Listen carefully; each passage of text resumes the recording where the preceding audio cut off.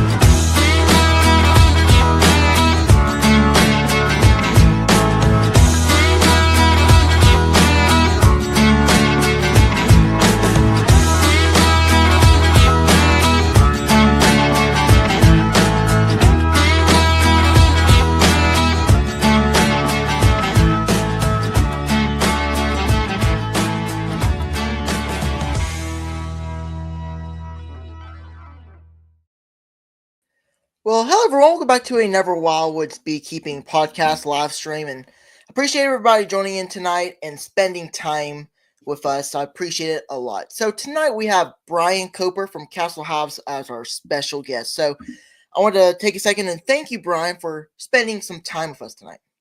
Thank you for having me. Absolutely. Well, I always start my live streams usually the same way. So I just want to ask you if you could briefly just share with us. Most people know who you are, but maybe for some people who just click on and don't know who you are, and even people who don't who do know who you are, if you could just briefly tell us a little bit about yourself and kind of how you got into beekeeping. Sure. So I live in Northeast Ohio, about an hour south of Cleveland, and I apologize for the police or whoever it was that just went up the road. But I actually live. It's easier. Everybody knows where Cleveland is. They know where Pittsburgh is. If you draw a line in between those two, I live right in the middle. So I'm in that northeastern part of Ohio, just a little bit south of that lake effect snow, but we still get all those winters. So we do have the cold winters up here.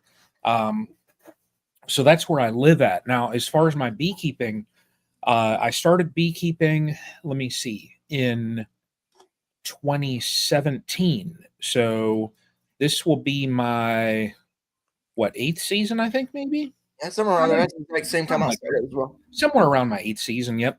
And I've always stayed like a hobbyist. I ran just a handful of colonies for several years, and now I've been wanting to expand.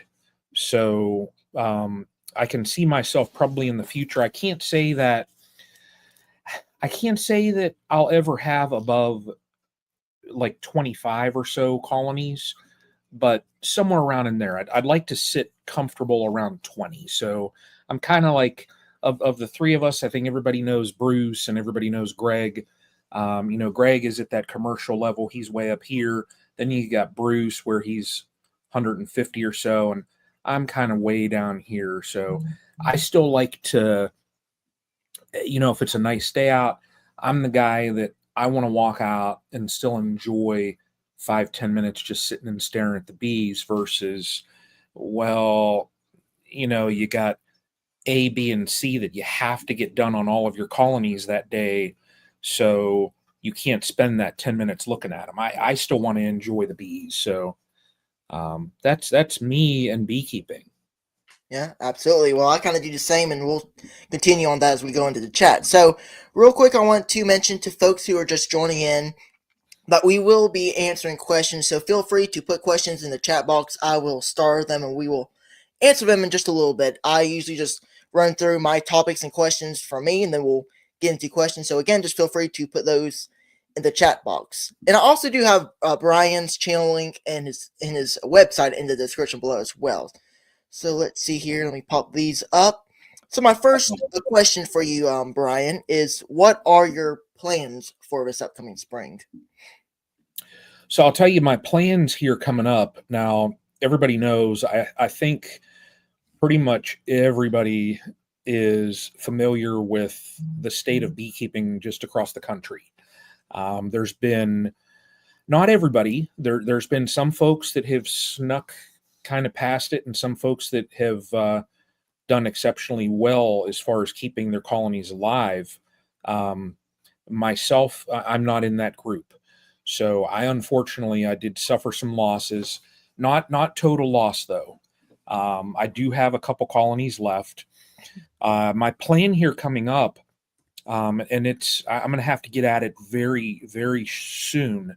I want to get some supplements on the colonies and boost them up a little bit so that I've got 3. I would like to get those 3 built up to the point where I can split those 3, each one of them into 3. So those 3 will become 9. And we'll see. I know there's many factors that go into that. Queen's got to perform.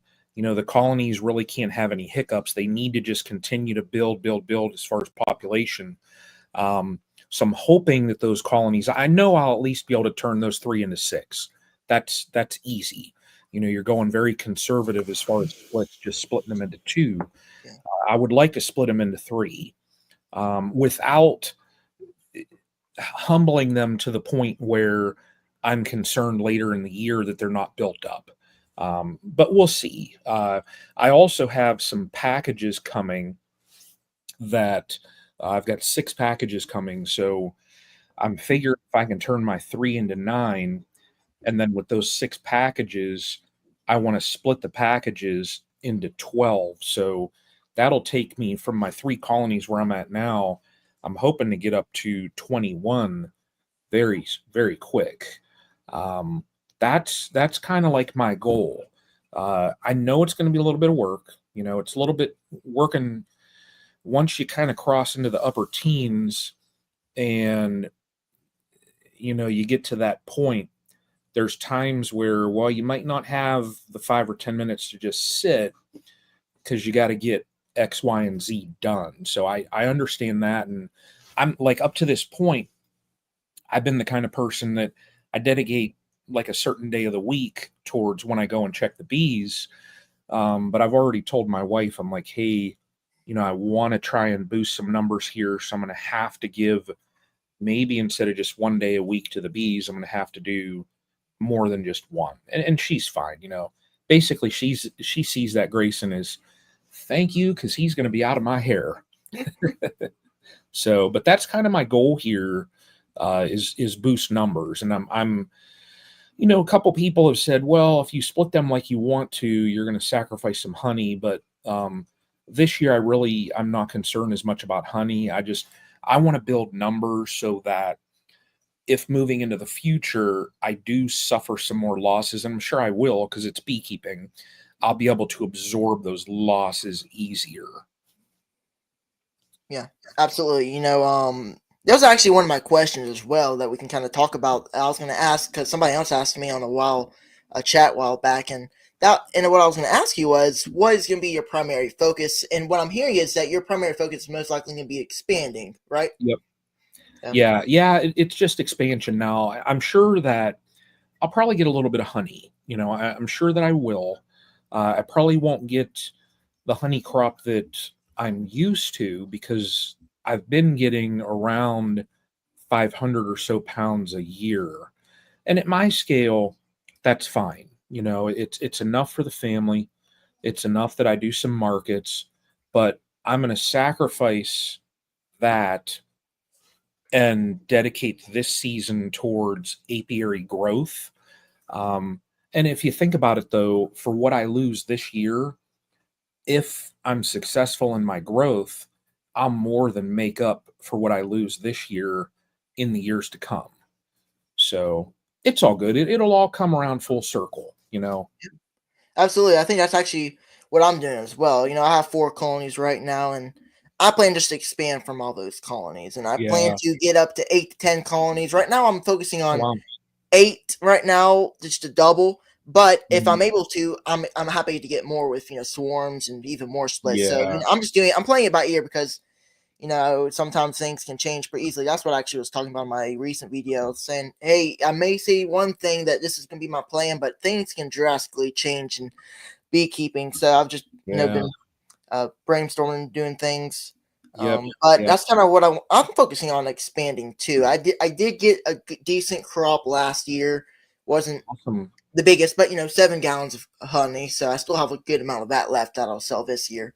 So Yeah. this year will just be, like you, just kind of focusing on splits and Yep. expanding. Because what I want to do is next year be able to come out with hopefully, more than 4, 6 to 8, maybe 10 colonies, somewhere around there, and Right. have more ability to do other things. If I want to. Yeah. Yeah. And I did, um, I purchased some wax dipped equipment from Nature's Image Farm from Greg. So that's one of the moves, like moving into the future. What I want to do is, it's one of the talks. There's two different talks that when I go out to beekeeping clubs and I speak. One of the ones that I talk about is just standardization and just kind of having that efficiency throughout your inspections and just the whole process from start to the beginning, just efficiency. And like when I first started, I was all over the place. I was a new beekeeper, I had some little nukes. I had 8 frame, 10 frame. I had horizontal hives. I had poly hives, apame. I've had all kind of different stuff. And I found that the more you kind of tinker and play around, the more time it takes you when you have to perform certain tasks. So I've been over the last few years kind of standardizing, and I went to all 10 frame. I'm doing all single brood. So it makes, as far as my inspections, where the queen is. Right there, you pop off your supers, pull the excluder, the queen's down there. So, that makes it easy. But one of the other things that I've been doing is I've been purchasing wax dipped equipment. Uh, and that way I eliminate any need for painting. Um, I just eliminate any concern with woodenware. So, and I've got enough for 15, I think, to fully outfit 15 colonies with all of the Endura Hive, and then I got a couple of the Koper dipped, like what Greg has. So, and then I'll look at it and see, from there, because I know I'm going to have to get some more. But that's moving forward too. I'm going to outfit my entire yard. It's going to be all wax dipped. So now my supers that go out, I'll still have some of those that are painted because they're not out forever. But I just want my woodenware that sits out in the winter, that sits through the elements, 365 days a year. I want that equipment to be just as solid as it can be. So, Absolutely. yeah, Oh, I also wanted real quick. I almost forgot. I wanted to thank you, Brian, for the $10 donation. I really do appreciate it. Thank you not a very much. problem, Grayson. Thank you. Let's see. Let me get to the next topic. I actually have a good amount here. Um, so I want to ask you, what is your main flow, or some flows that you have? Because I'm not really familiar with your area, but if you could just explain kind of some of the things that you normally get that come Yep. in. So this time of year now, well, like early in the year, we'll get some maples. We get the red buds and all that are out. We get maples. We do get some pine. We do have some pine that's around, not much. It just kind of depends on the area.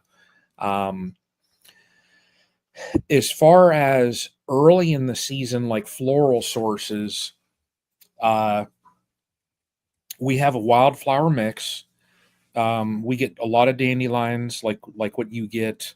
Clover is just huge up here.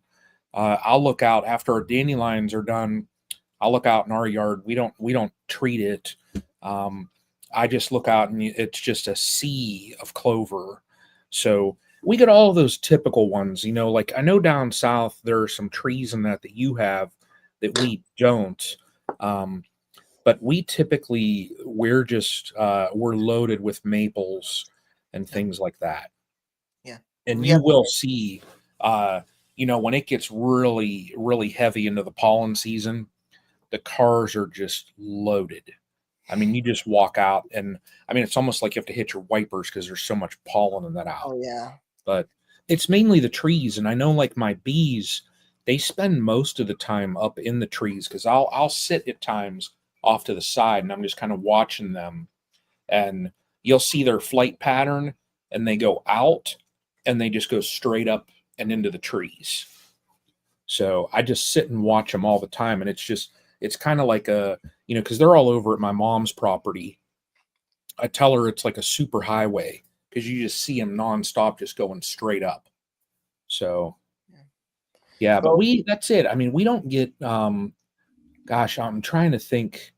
What's the tree that I know Bruce has said tallow? tallow. Yep. We have a whole bunch of tallow down here. Yeah, we don't get any of that up here. It's mainly maples. We have oak trees, but it's a little different up here. A little bit different.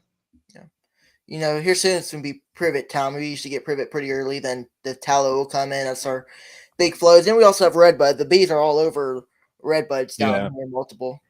So yeah. yeah. Also, Our redbuds are very close. Now I've got one tree that I tell Bruce and Greg about it every year. It's out in the yard.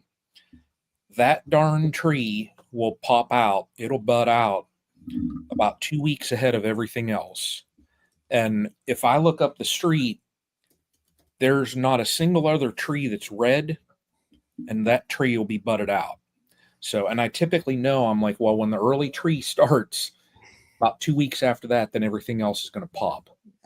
So, yeah, we have also a lot of pine trees around our yeah, yards. Everybody can see in the videos, but it's sometimes it gets everywhere, especially this time of year. Get all over the cars, yeah, um, all over lawnmowers and other things, roofs. yeah. It gets everywhere, and you can tell right when it starts. It actually started to get pretty bad, a couple weeks Oh, ago. really?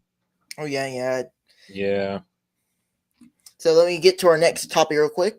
I gotta pull these up. What are some lessons that you have learned in beekeeping? Oh my gosh.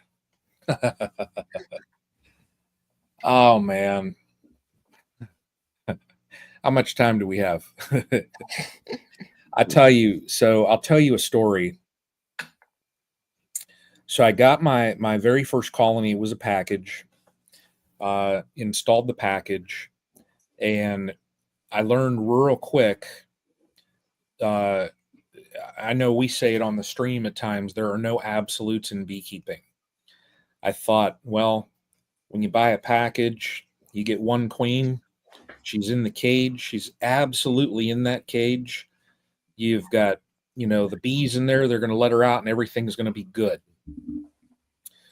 So we installed the packages, and I went back about a week later to check on them, and I helped my mom do her colony, and it was all good. Found she was going foundationless, so they were building some comb down and were being careful. Uh, I watched way back Vino Farm, one of his very first bee videos. He was inspecting after he installed his packages, and he rotated the frame and it wasn't supported, Yeah. and the comb just fell right out. So I saw that and I thought, well, that's a lesson there. So I'm not going to do that. So I learned how to rotate the frames. So we looked at hers, saw eggs, and I thought, oh, this is perfect. So we go over to mine. I pulled my queen cage out. The queen was dead in the cage. And I thought, oh boy, I got problems. Well, I didn't know to just do an inspection, check the colony out. So I called the place where I got the package and I told them, I said, hey, my queen is dead in her little cage there. And the lady said, well, that happens. And I thought, what do you mean it happens? And she said, just check in your colony. There was probably one that was just shaken in there, and it just got past them when they were setting the packages up. And sure enough, there was a queen in there, and I found eggs and all that. So I should have learned at that point there, nothing's as it seems in beekeeping. Yeah. Now, my second year, I'll tell everybody a funny one. And this was a lesson learned of what not to do. So the colonies were building up and building up and building up, and it was getting to the point where I didn't quite know. I was like, I didn't have a mentor. It was very difficult to find a mentor around my area. And we didn't, if you look 8 years ago, there weren't as many YouTube beekeepers. So it's not like I could go on to YouTube and Google or, search for how to split colonies and do things like that. So everything that I was doing right out of the gate, it was trial and error. Well, I remember looking in the colony and I found my queen, and then I'm finding these frames with these big peanut looking things. And I'm like, what the heck is this? I had no even clue that they were cells. Yeah. They're capped over, and I'm sitting there, and I got a little hive tool, and I, pop the end of one off, and the virgin come out. And I was like, no. And I thought she's going to kill my queen. So I squished her. Grayson, I went through that darn thing and squished and killed every single cell. Yeah. Had no clue. I mean, there had to have been 15 or so. And I'm going through there, and I'm just, you're not going to kill my queen. No clue. Yeah. That happens No clue. once in a while too. It happens though. And, the lesson there is, well, I should have read a little bit more. And I could have, at that point, I could have pulled a couple splits off of that because I had several frames with cells, but I didn't know. I was very new. It's funny, though, when I look back on it, I'm thinking, man, I was going through there yelling at them cells like, you're not killing my queen, So it was funny, though. Yeah, I've had that happen to me as well before. I remember there's one time where I went into this colony and there was queen cells in there, and I automatically saw them, smushed them. And then it ended up that colony did not have a queen. And I was like, uh-oh. Lesson learned. Yeah, that was my lesson learned. And then ever since that, when I was new, ever since that, I always checked to make sure there was a queen in there. Yeah. Yeah, and another thing that I've learned also is, and I always tell people this whenever I've been out at places, and a couple people have asked me, they're like, what's just, if you were to tell a new beekeeper one thing, what are you going to tell them? And I tell them right off the bat, I say, don't listen to me on YouTube. But it's more than just that. And my meaning, what I mean by saying that is, don't jump to like an online source and follow exactly what they're doing, because context is key, but also know why you're doing what you're doing. And I just earlier, I was reading on like the Ohio beekeepers kind of thing on the Facebook there. Somebody had said they've talked to two people, and one person told them put pollen on their colony, and the other one told them not to. Now, this is their very first time that they've overwintered, and they said they're clueless on what to do. And I just commented back and I said, first off, know why you are doing the task that you are about to perform. If you have no idea why you're doing it, then sit back and ask yourself, why am I doing this? Yeah. So, and that's one thing I've learned is, don't just jump at what other people are doing. Know exactly why you're doing that, because like I could watch a video with you on here and you're doing certain things right now, but you're in Alabama. Yeah. I'm in Ohio, so timing wise, it doesn't fit. but Yeah. also you might have a different goal as compared to this, with this season compared to mine. You might want to expand and split and set yourself up for nukes, where the person might want to set themselves up for honey production. So you Yeah. might have different goals. So that's what I always say too, is know why you're doing whatever it is you're doing. Yeah. That's important. That's one thing I've always done as well. I see a lot of beekeepers do things, and there a lot of times, I'm watching beekeepers and they're in different locations, especially when I was a Yeah. beginner.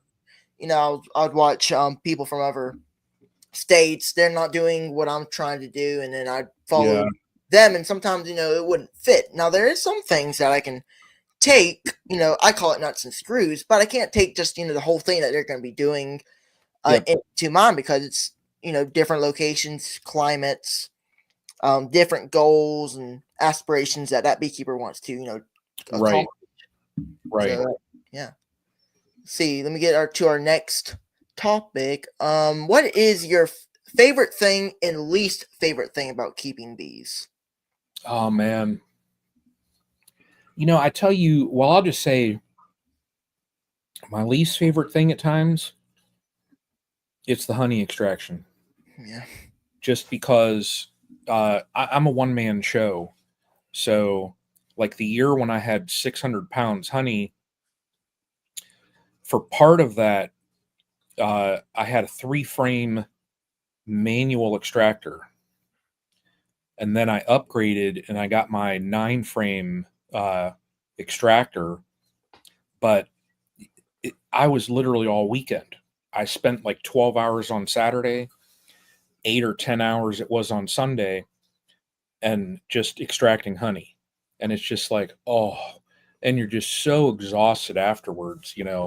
Um, that's the one thing that I can say. There are times that we all love it. Granted, we all love getting that crop, but man, there's times where it's just tiring. Um, what I love in beekeeping, I tell you, it's just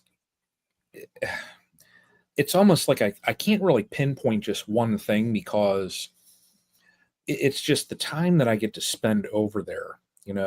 There's times where I'll go over, and if I'm having just one of those days, I'll just tell my wife I'm gonna go check the bees, and I go over, and it's just I'll dig into just one colony, and it's just I kind of look at them, and I wish that, and I'm going to avoid any kind of like political type thing, but for how much, how can I say this in a nice way?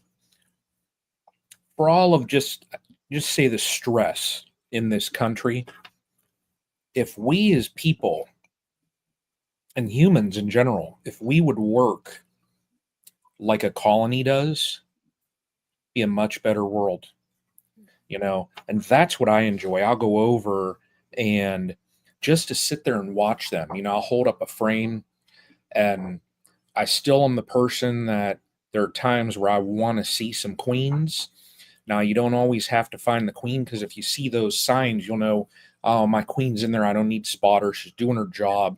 I see eggs, larvae, everything. She's good. But there are those times where, yes, I want to sit there and I just want to look at a queen, and I just sit there, and it's just almost, it's almost like you're starstruck, looking at this queen bee, and you're looking at the whole organism, and that's what I enjoy. It's just Yeah. how colonies work, and just they all have their duties. I enjoy watching that. I do. Yeah, me too. If y'all want to, please feel free to put questions in the chat box. If y'all didn't hear me earlier, I will start them. We have a couple more topics I'll bring up, and then we'll get to questions. So the next thing I want to bring up is I've been kind of asking throughout my live streams is how do you manage your bees? Treatments, Yep. feeding, that type of stuff. Yep. It's a good question. Um, Oh, sorry about that. So up until I'd say probably 3 or 4 years ago, um, I never really fed. I just now I can't say never. I would give them sugar syrup, and that was it. But it was typically in the fall. So I would look at the colonies, and when I would extract, because I always chase that fall flow. I love fall honey. I like that darker honey. I would always feed them, the thicker syrup in the fall. Now, uh, and to back up a hair, I was watching a live stream where Ian Stepler was on with Humberto on Inside the Hive TV, and they were discussing the benefits of supplements and the key time periods in the season where if you use them properly, you can boost population sizes. You could talk about supplements for a little while, but when I got done listening to that discussion, I thought, well, kind of makes sense. Here in this area of the country, our weather is all over the place. And like right now, the last time I checked on my colonies, they have three, almost four, and like the one colony has 4+ frames of brood already. And it's in March, so that's good. And like this week now, like right now, we're in the 40s. We're gonna get cold, Wednesday. So those colonies where you've got that brood and where you want them to continually grow, I almost say by putting the supplements on at the right time, and it's all timing, you don't stall them, because instead of having to go out and forage, it's almost like they got the grocery store right there. So I started using supplements. I started using pollen patties. I started feeding in the spring. Um, I feed also in the fall. I really supplement the colonies. And I have noticed, like in the last few years, as far as my population sizes, I'll look and I'll talk to others around in local clubs and that. And typically, what I've seen is my populations, like brood size, number of frames, they'll say they'll have 2 and 3 frames of brood, and I'll already have like 5 and 6. It's because you supplement them, But you got to be careful though, because uh, if you don't watch things, you can set them up for failure. Because if they don't have enough food on them, and you build these colonies up, and then we get into a cold spell, well, it's going to be disaster. So you got to stay on top of it. You just can't. You just can't do it and then just walk away and go check them 2, 3, 4 weeks later, because you might set yourself up for a disaster. So I do supplement a lot. Now, as far as treatments, my regiment that I usually follow early in the season, I have been using Apivar. The reasoning behind that is it's kind of a very mild treatment. It's not as harsh as using Formic. It doesn't have like that harsh knockdown. It's a 42-day treatment. You put the strips in, you take them out after 42 days. It's worked out really well for me in the past. I haven't felt that with using it, that my colonies have shown any resistance. Now, of course, I'd have to send them off. I'd have to send them off somewhere just to see if they were exhibiting any of the amitraz resistance. But apologies there. Eli wants to make his self known. Of course. But I use that early, and of course, I use OAV. So I typically use OAV more in the summer. And then I'll use it throughout the fall. I did last year, instead of doing OAV in August, I threw in Viroxan, just because. And Viroxan, if anybody isn't familiar with it, it's a cardboard strip. It's impregnated with oxalic acid, it drapes over the frames. You leave it in for 42 days, you take it out. So I used Viroxan last fall just simply because I knew I was going to be busy and I didn't have enough time to go over every 4 to 5 days to shoot them with the vapor. So I went to the Viroxan and it worked. It worked for me. Last year, my mite counts, the highest mite wash that I had was 3. So, if you're looking at 3 was the highest, it's not bad. I'll typically then, like in the winter, we do that like December, you go over and when their brood levels are way down, I'll hit them with a vapor. You hit them with a vapor shot real quick. I do use that instant vape. So if I'm going to hit them with a shot of OAV, for the number of colonies I have, you're 15 minutes and done. So it's not like um, it's not like it's a time consuming, process doing that. So what's Philip saying here? Ryan, what are Right. Greg and Bruce really like when the camera is not rolling? That is hilarious. Greg is the Greg that you see right on camera. Greg is Greg. Short story long. Um, every single time I go down to his place, I'll tell my wife, I'm like, I'm going to buzz down and I'll be quick. I'm not going to be all day. And then I get home at 5, 6, 7 o'clock at night.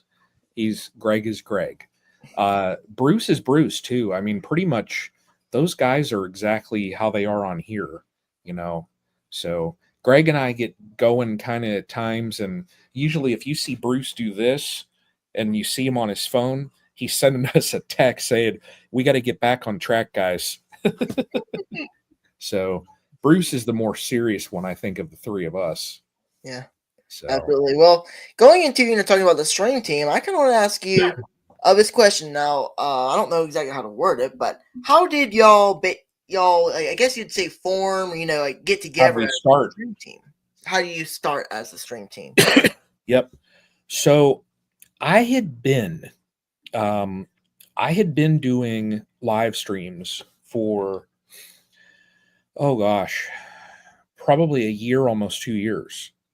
Uh, I would way back, I would literally take my computer that I have right now, and I would drive over to my mom's place, and I would get a chair and a little uh, kind of lawn table, and I would set it up, and I'd turn my hotspot on the phone, and I would literally live stream sitting in a chair or sitting on a hive stand, and I would just hold my laptop out, and I mean the bees would be landing on the laptop, they'd be landing on my shirt, and I would just live stream. I would get 12, 14 people on there, you know, and it was fun though. I enjoyed just talking to the people. And it's been, what was it, 3 years ago now? Gosh, I think, yeah, I think we've been doing it. I don't know, gosh, I forget. It's been a couple years. I think it's been almost Um, 30, if I can remember. yeah, it was in a December, and I remember, yeah, it has been 3 years because we were getting ready for Hive Life. Um, Bruce reached out to me, and Bruce is always a guy that he's looking at analytics and he wants to grow the YouTube. Yeah. And he was talking to a guy by the name of Brian Carlton, who Brian used to have a channel, and it was called Backyard Bees NC, North Carolina. He lives in Winston-Salem, North Carolina. And Brian told Bruce, he said, "You need to reach out to Brian at Castle Hives because he does live streams all the time. He goes out and sits at his bees, and it seems like he kind of knows, the ropes around live streaming." And so Bruce pinged me. He sent me an email and was like, just kind of explained it like, hey, he's interested in doing live streams. Can he call me? So I sent him my number and we got talking, and I said, yeah, let's do it. I think that'd be great. So I said, do you want it just to be us, or do you want there to be guests? he said, "Yeah, get some guests on there." So uh, I had Ian Stepler on one of my lives one time, and that was pretty cool. That's probably been 4.5, or 5 years ago. Yeah. Um, so I had reached out to Ian. I reached out to Cayman. I got Greg, um, Jose, Uribe, California honeybees. Yeah, California bees. Um, and we had like 7 of us on, and Bruce loved it. And then we kind of got talking about doing like a weekly thing, and I forget exactly how Bruce, Greg, and I kind of got hooked up, but we just got chatting, and Yeah. Greg had done. Greg would do a podcast prior, um, and there was 3 guys on that podcast, and I was kind of. Um, I knew Greg some, but not like I do now, and I texted him and was like, "Hey, would you be interested in doing a weekly live stream? We could discuss a day of the week. We could, just talk about it." And he was like, "Yeah, it sounds great." So that's how we kind of got started. There is Bruce reaching out to me, and then we all kind of it's almost like the pieces just all they fell together. Right time, right place. And I forget somebody, gosh, I forget, to be honest, how the stream team name, um, how we landed on that. But it's been a lot of fun, to take 3 guys that are really at different scales and throw them into a chat and have it go for 3 years like we have now. Um, if you would have told me, honest, if you would have told me 4 years ago that, Brian, you're going to be doing weekly live streams, and you're going to have the people that we've had join the streams, I would have looked at you and said, "You fell and bumped your head." I would have never thought that the community as it is would have grown Yeah. how it is now. And that's the one thing, like we kind of discussed very early on, um, what are the goals? And they kind of asked me, because I had been doing them for a little while. They said, like, what was your end goal when you were doing these lives? What's your end goal? What do you want out of this? And I said, nothing other than just the community. I said, that's it. I just really, what we have now with you doing the Mondays, we've got live streams Tuesdays, Wednesdays. There's basically live streams every day of the week. Yeah. That's what I wanted. That's it. Yeah, that's always great to, Yeah. have chats every single night. I'm always looking forward to these beekeeping chats every single, Yeah. night, being able to Yep. chat with the community. It's awesome. Yeah. Yeah. And like DC, I mean, that's hit the nail on the head right there. That's really, I mean, you could ask Bruce or Greg, and that's what I told him. I said, it's just, I want that beekeeping community just to come together. And it has. I mean, if you look at, like he said, over the last 4 years now, if you look back 4 years to where everyone, those that are in the chat and just everybody that's part of the lives, we didn't have the friendships like what we do now. You know, I couldn't have said 4 years ago, tell my wife, "Hey, Monday night I need to be home because I'm going to be talking to Grayson, going to be on a live stream." She'd have been like, "Huh?" So, but yeah, this is it right here. And but as a community, this is how we'll grow. Yeah. So it's how we learn. This is how we overcome challenges. So Yeah, absolutely.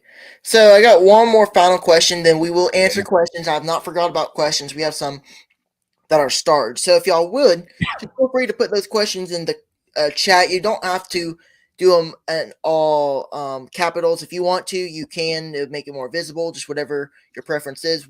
I will star those and we will answer them in just a second. I'll make sure. I think we um got most of them. I do have one more. I think you kind of covered it earlier, but since we have some more folks joining here late, so I figured we'd kind of talk about it here soon. This question is, where do you want to go with your bees? Sideliner, commercial, hobbyist? You know, that's another good question. I I honestly can say I can't ever see myself going a commercial route. I just can't. The job that I do, the job that pays the bills, um, I enjoy it. I've been doing it now for I worked in nursing for like 13 years. Um, and now I got into I train an electronic medical record is what I do. I train a software program to doctors and nurses. So and I enjoy it. Everybody knows I like to run my jaw. So I enjoy that work. It pays decent. I make a decent check, so I can't complain there.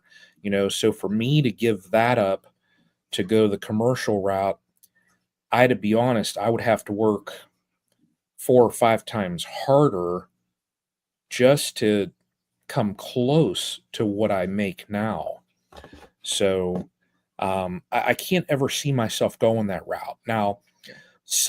some people kind of tell me that I'm like a small scale sideliner right now, just because, yeah, I do markets, I have a website, and I'm pulling in a little bit of profit, but I really don't see myself as that. I just see myself more as kind of like a larger hobbyist, or I've heard the terms lately small scale beekeeper, not hobbyist. I've heard people use the term small scale.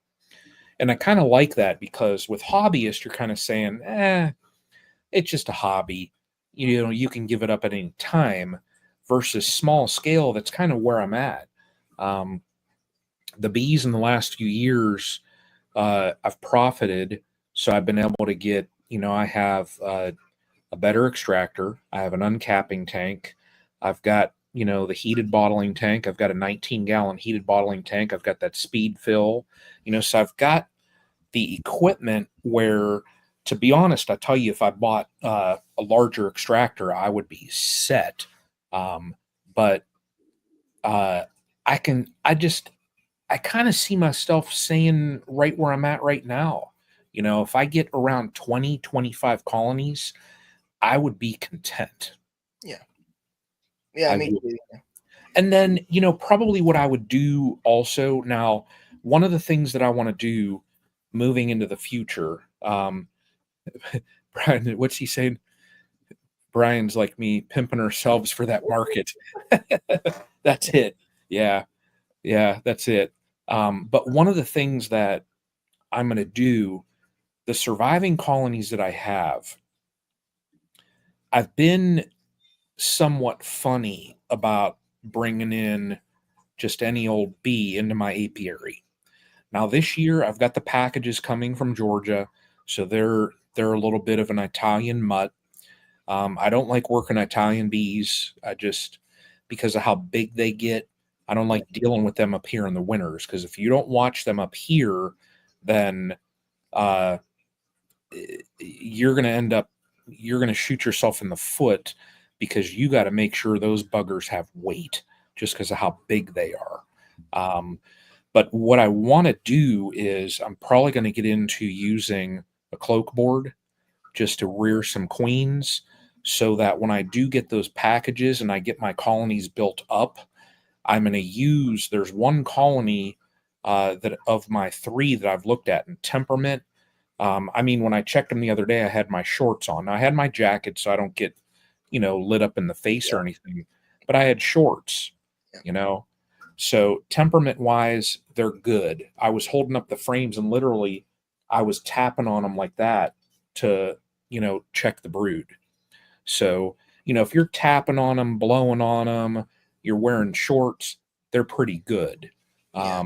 And that colony there has the most brood. So they're my larger colony. So I'm probably going to try and get some queens out of that one to then replace the packages. So I'm going to pinch those queens from the south out and replace them with ones from mine. Now, moving forward, say I do get to 20 to whatever it is. If I do have successful winners and I come out of the winter with, let's say 16, 17. Of course, then I don't want to split them all and go into the 30s. That'll be too much. So probably what I would do at that point is set up nukes, and I'll just start selling off some nukes just to maintain. I'll replace my losses, and then any additionals they'll just get sold off. So that's kind of what I want to do also.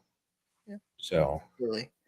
Well, I think that's all the topics I have for today, but we do have a good amount of questions, so feel free to continue oh those. my, And let's see here. yeah, Let's start with Frank. I think we might have answered this one earlier, but Brian, what kind of yeah. coin is coming from the 6 packages?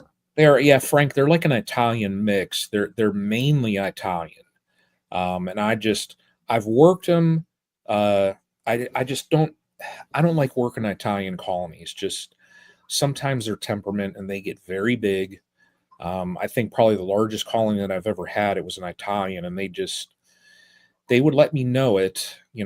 I like the mixture, that kind of hybrid mix that Greg has come up with. I like working those bees. So they cluster back, so you don't have to worry about this monster colony that you have to feed.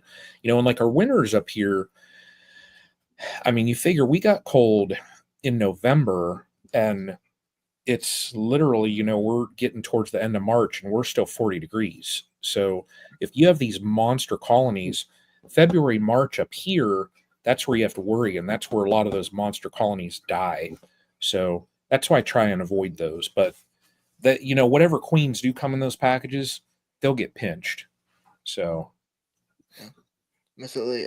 Brian from Flower Street asks, yeah. Brian, what are your thoughts on single deep brood management after a year?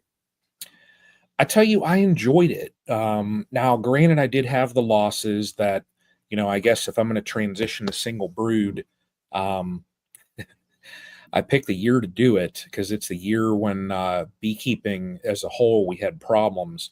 But, I'll tell you, Brian, I enjoyed it because inspection wise, man, I would go over, and if I did need to check anything with the queens or how's the colony look, how's the brood look, like I said, I mean, I'd pull off the medium, um, pull off my excluder, and exactly where the queen is. I enjoyed it.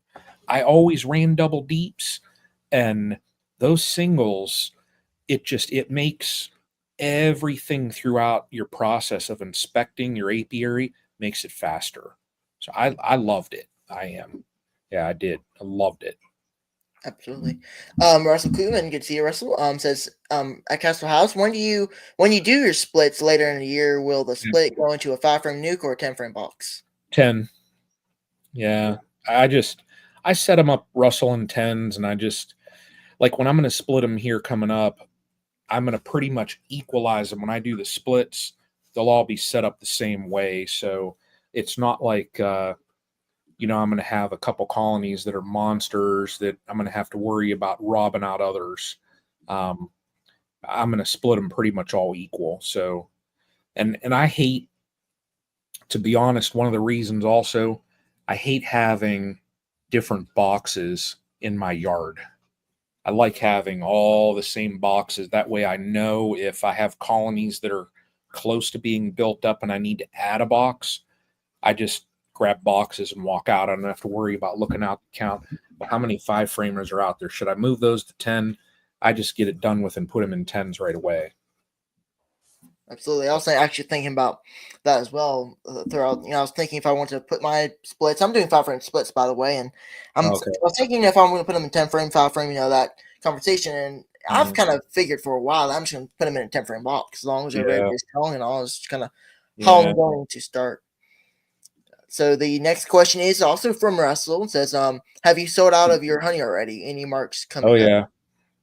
Yeah, Russell, I'm out now. Well, I've got a little bit of honey that is left. I've got a bucket or so worth that is, it's a later in the season honey that I've been using for my hot honey that I do.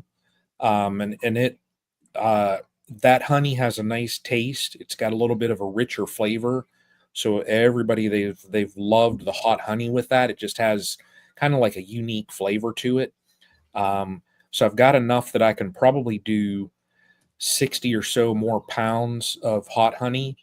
As far as my other honey, I think I've only got like 14 jars left. That's it. So yeah, the markets have, I've really enjoyed them just because, man, I had, I didn't have a supply like what Bruce did. But at my scale, I had 14 or 15 buckets sitting in the basement. And it's like, my wife would go down to do laundry and she's telling me, what are you doing with all this honey? And I'm like, I don't know. I'm trying to sell it, you know? So, and that's where the markets kind of, came in and I've done really well at them. So, and there's people that, now when they go down there, they look specifically for Castle Hives. So I've got a lot of repeat customers actually. So it's been good. Yeah. So, Frank, Brian, what is the craziest beekeeping thing that you 3D printed? oh man, Frank, well, here, hang on one second. Now this right here is kind of, this will be at, and I saw a question there about a new product too. This is going to be holding the new product. Here, hang on.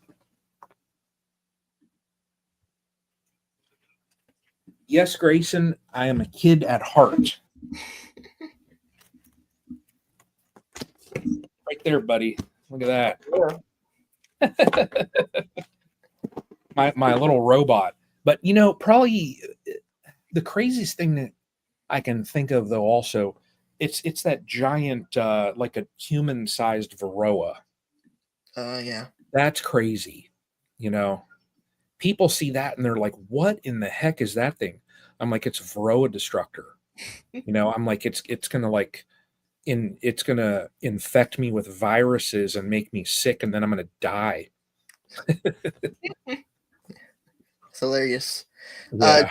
Joey, me again, Joey says, Brian, is there a good YouTube video on how to use Final Cut Pro? I just said the other night in his live, he was talking about Final Cut, and Joey, there is. I'm sure I can get your email or something. I'll get Joey. I'll find a way to get in touch with you, and that's how I learned Final Cut. There's a couple good videos.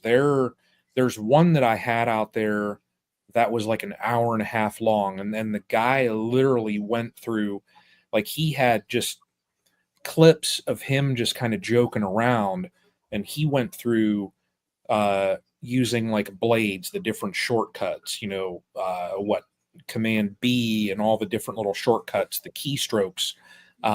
He went like the sound, he was talking about that, adjusting the colors. It was a good one, but it's a very, very long video. But yeah, Final Cut, there's a lot out there, Joey. There's a lot. So, and I'll tell you, one of the things that helped me, now my videos are not, I mean, I could do a lot better, but one of the persons that helped me just with some things way back, gosh, 5-6 years ago, there's a guy, his channel is called the Grill Sergeant. We started with around the same number of subscribers, and he's got 100 and I don't know however many thousand now, 130, 140,000 now. He was a video editor in Hollywood. Really? He edited for Netflix and a couple different networks. The guy, he told me before he was at the Oscars and stuff, and I was like, get out of here. He said, I'll send you a picture. And I look on my phone at a text he sends me, and it's him all decked out at the Oscars. And I'm like, what the, So I had access to pick his brain, and he told me about a lot of different little tricks. So that kind of helped me with Final Cut. Having somebody that worked in that industry, and I could text him and be like, Andrew, I need to do this. How do I do it? He's like, give me a minute and I'll call you. So awesome. Yeah. See, our next question is from Dave at DC. It says, Brian, how's the dial side? You gotta dial it in. How's that business doing? You finally caught up on orders? So DC, we are. I cannot show it. I've got strict orders from Jason. We have a new item that the packaging is done.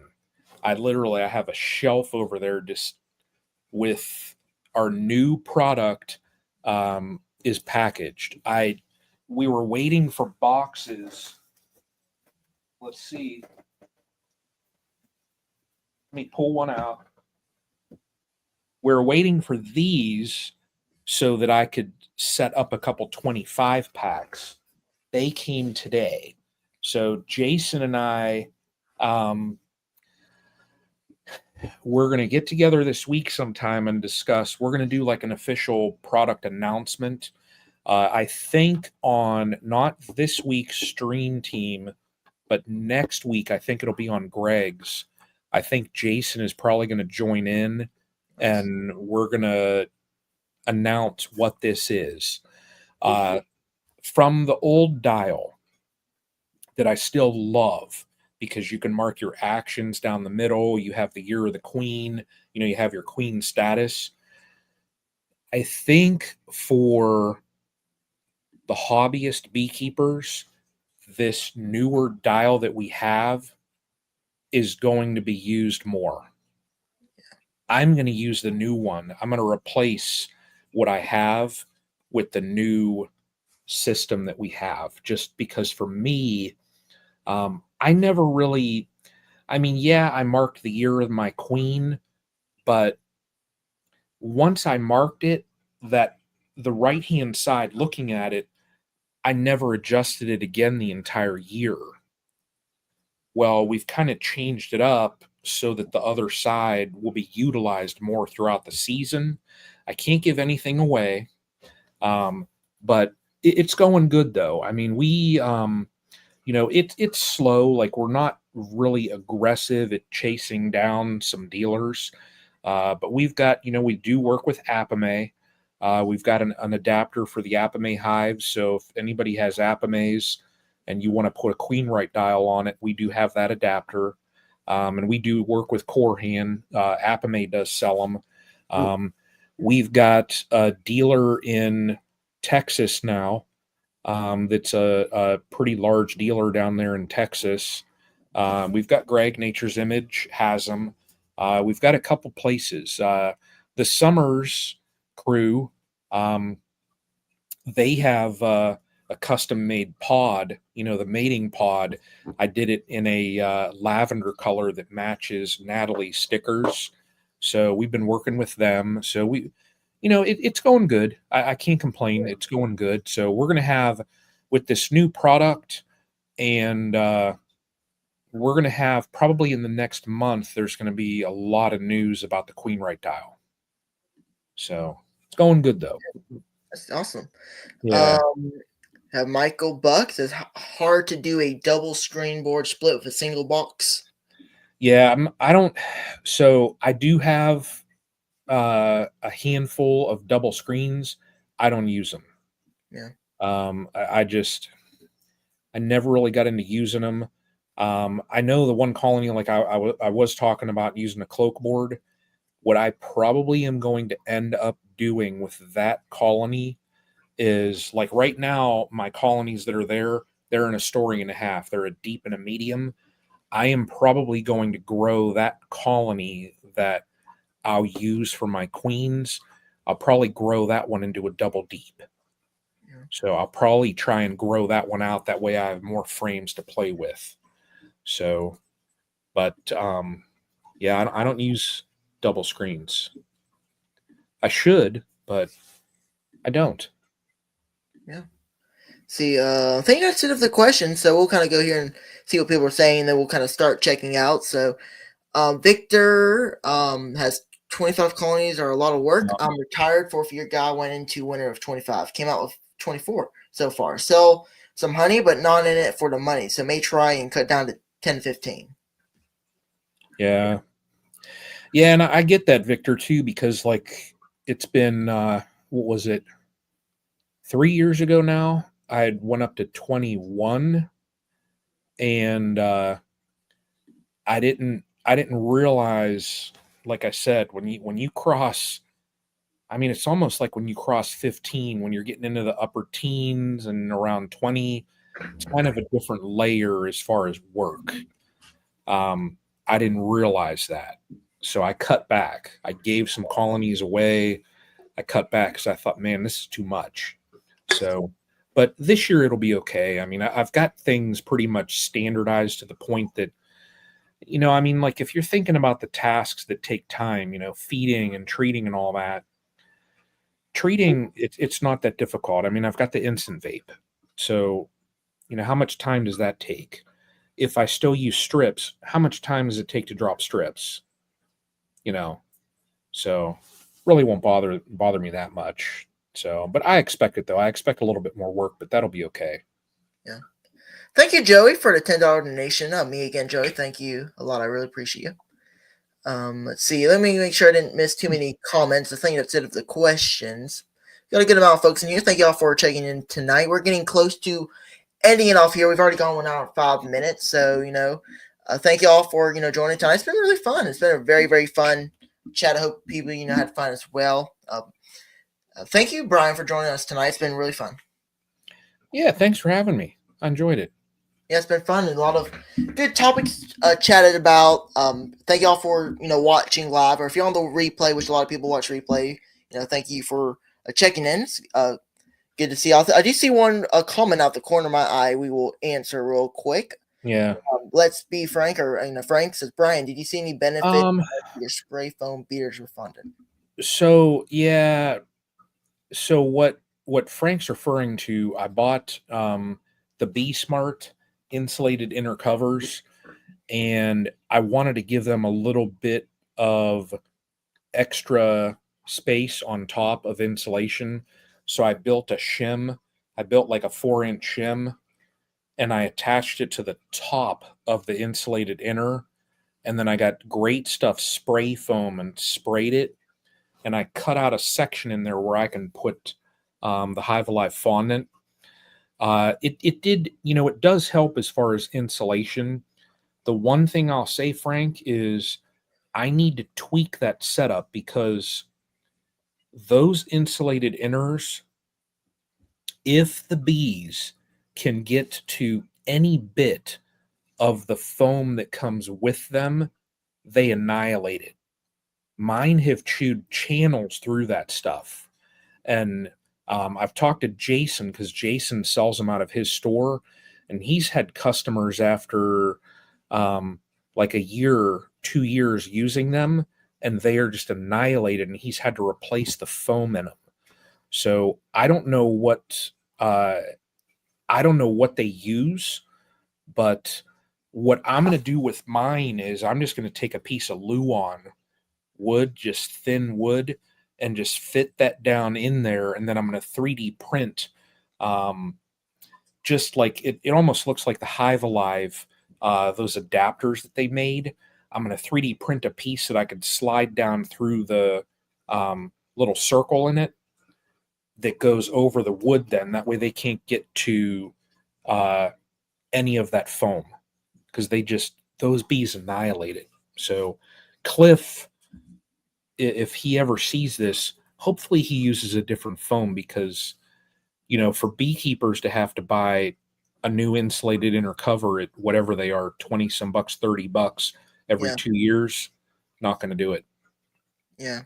So Jason, let's break the news.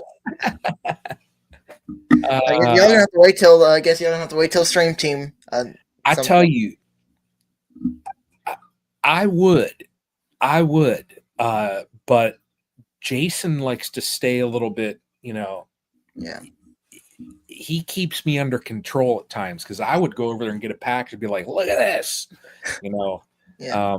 But I'm staying good, so gotta stay good. You gotta stay dialed in. That's it. Yes. Yeah. So let's I guess follow up there. They chew the plastic. It's the foam. So the plastic of the insulated inner is fine. There's a foam insert in there that's probably 2 inches or so thick they chew the heck out of that. And it makes it, they have that set up. So if you look at that insulated inner, there's like a black cap that covers the inner circle where they can get up through. They have little spots where you can fit like different Be Smart design gadgets. So the foam, it isn't just like a solid piece. There's all these indentations into it already. And if the bees get up into there, they just annihilate it. I mean, I had one the other day where literally when I popped my lid, I heard this like this vibrating. I'm like, what in the heck is that? And I'm listening, and there's a channel in the foam where the bees are digging through to get to the outside. And there was a bee that was stuck in there is the problem, and she was buzzing away. And I'm just like, this is crazy. So, but it's the foam that's in there. It's not the great stuff that I sprayed. It's the white stuff that comes with the Be Smart designs. They chew the heck out of it. Yeah. So. Oh, this final question real quick. I guess they're asking what is the oldest queen? Yeah, that's a good one. I've had queens that are 3 years old. Last year I replaced everything though. So all my queens right now, they're all 2024 queens. So, but I have kept them. I had one that I thought was going to go to her 4th year because I kept watching that colony just to see if I could get a queen to go to 4 years. And she was good. I would see little cups, like they'd try and supersede her. And then I'd crush them down and I'd pull some brood out and I'd do this and that and whatever, and just trying to keep her. Yeah. And I went one time and she was annihilated. And I thought, you darn. So, but yeah, I've kept a queen through 3 seasons. Oh, yeah. So I have one that I got in like 2022. It's been doing really well. I'm expecting that she's probably not going to make it. Maybe at the most 1 more year, but she's been doing really, really good so far, like 3 years. So yeah, absolutely. Philip there, he said, I think Brian is saying it's huge. It's amazing. Yeah. No, in all honesty, Philip, this new system, I think at the scale where I'm at, it's going to be used more. Honest. Yeah. So yeah, it's going to be good though. It's going to be good. Yeah, awesome. It's going to be huge. Yeah.